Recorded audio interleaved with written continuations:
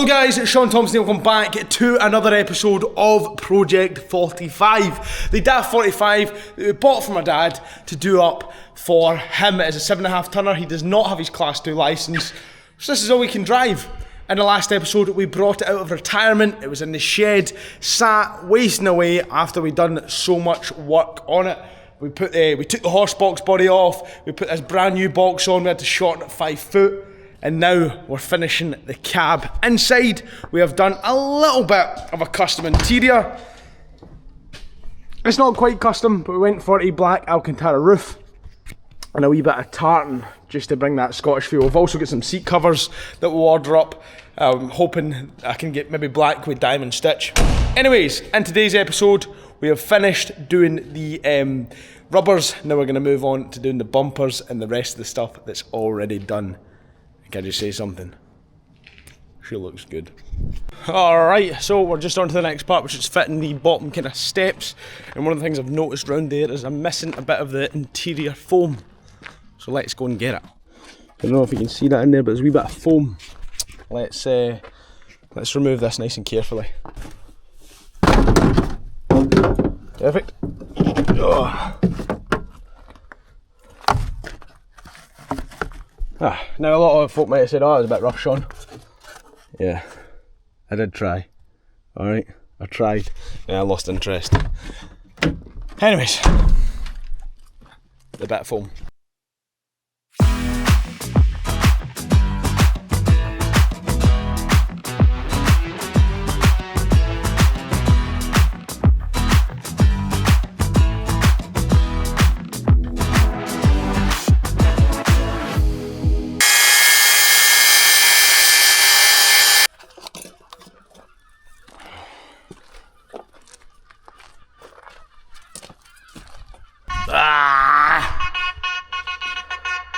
So we are changing the rubbers. As you can see, this is the rubber that kind of surrounds the light on the old one. It is in perfect nick. That old lorry, by the way, has paid for itself 1,000 times over with the parts. This was a good chassis and a good cab. The interior was fucked. Most of the panels are fucked. But aye, a good rubber, whereas this is the old one.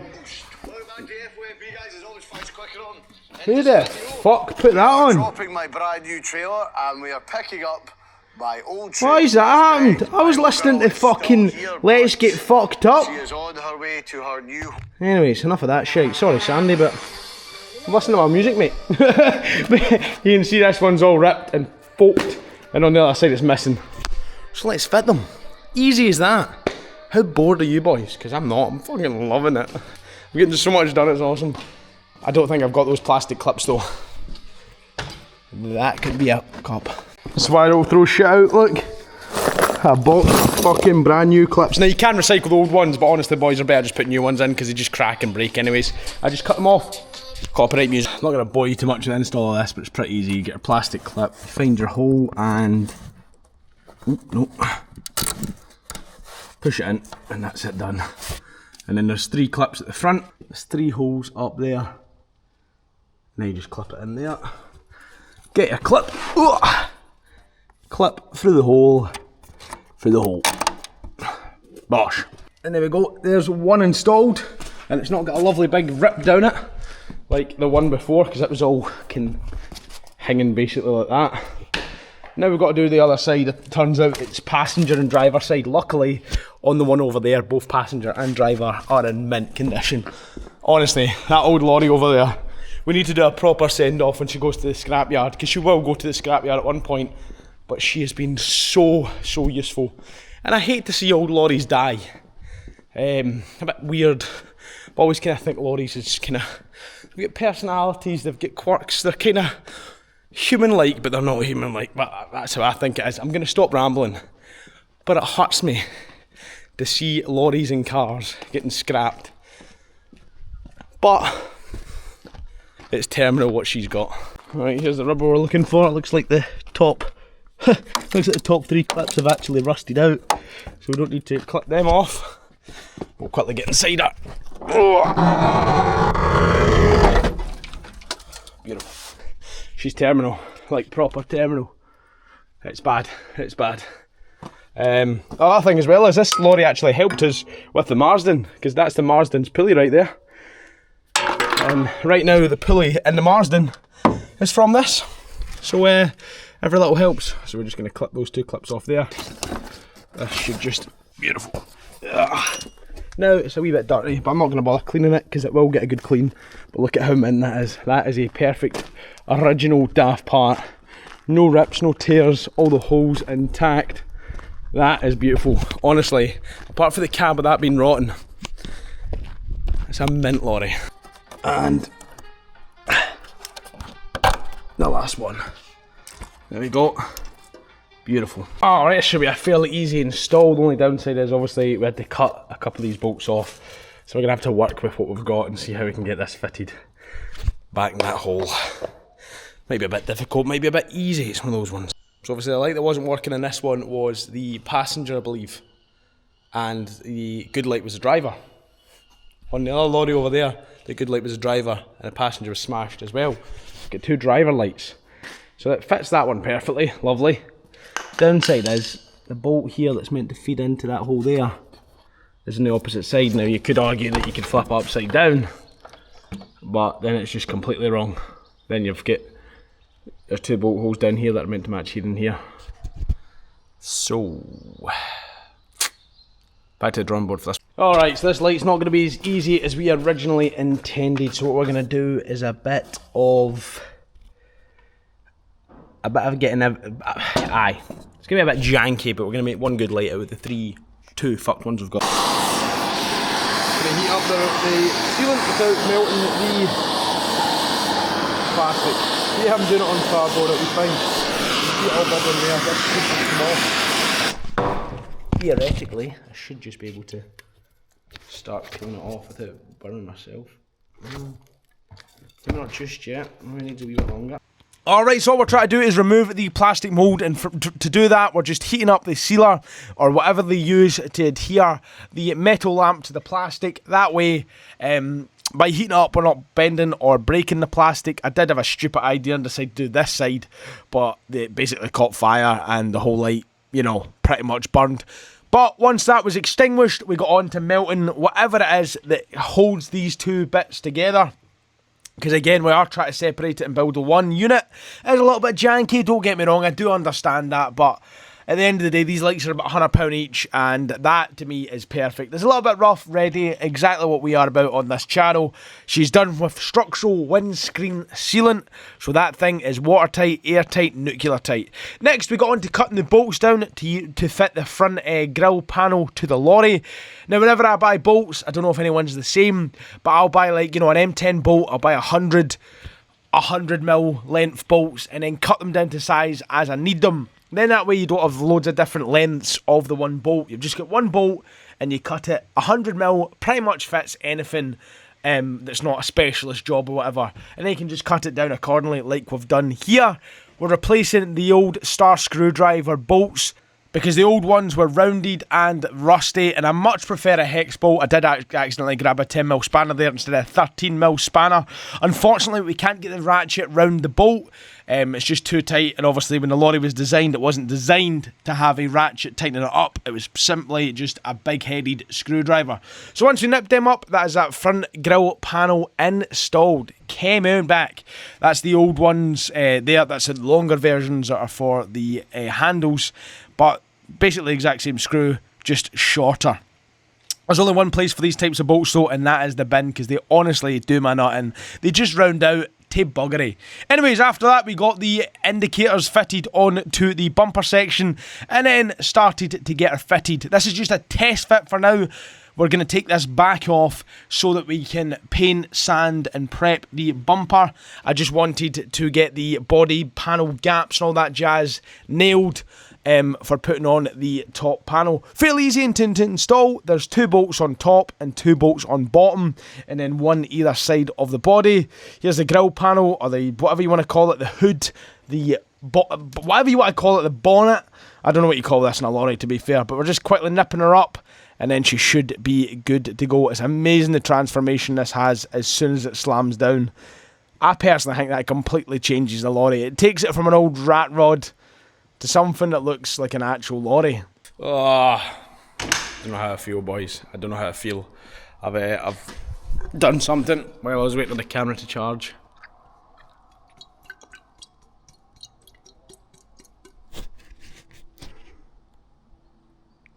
Don't know if I like the black. Now originally these bottom parts was that grey. It would keep it all original if it was that grey, but I don't know. I thought the black would look nicer. I've then put this on. Obviously we're not fitting this just yet because we still have to fix the bumper, so I want to be able to get in here in the sand. So having that there would be annoying. But the black's on. She's only just sat in, obviously. It looks alright, I think. We'll get this wing back off. It looks cool. It's nice to have it back on. I forgot just how much of in here it covered because it was all quite rough cut, but I forgot that it pretty much covers it. Still don't know about how I feel about the black. I'm thinking of changing it. So we'll move on with the mirrors now while I wait for this panel to dry off the other one because it fell on the ground. Beautiful. Alright, you've not missed much. All I've done is started to thread up there so that I can hold the camera and do this at the same time. So first things first, we're just going to wire up the lights now. I left a bit of tape on each end so I know which one's which, just in case it matters. Let's be honest, it probably will. Go. Right, so obviously I don't know what end is positive and negative. I'm just going for taped end to taped end. Plug that bad boy in. Plug that bad boy in. And then feed it all the wire back down the wee hole. Put one connector in at a time. And then there's a wee rubber grommet here. If you can see that wee rubber grommet, we're just going to put that in the hole. And then that will stop any water getting in.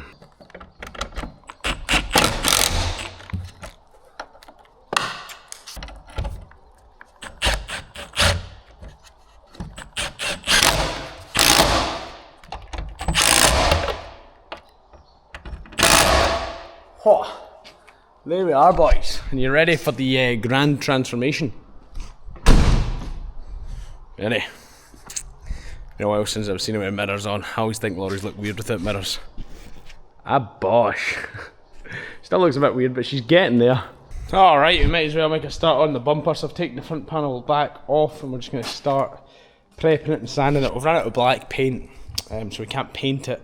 But we can certainly primer it at least. Alright, today we're using the high etch primer to basically etch into it and level out. It's my favourite primer to use. I'm not sponsored, by the way. It started a bit like a sponsor, didn't it? But it just kind of hides all the kind of holes and rough, ready bits that I tend to create when I'm sanding.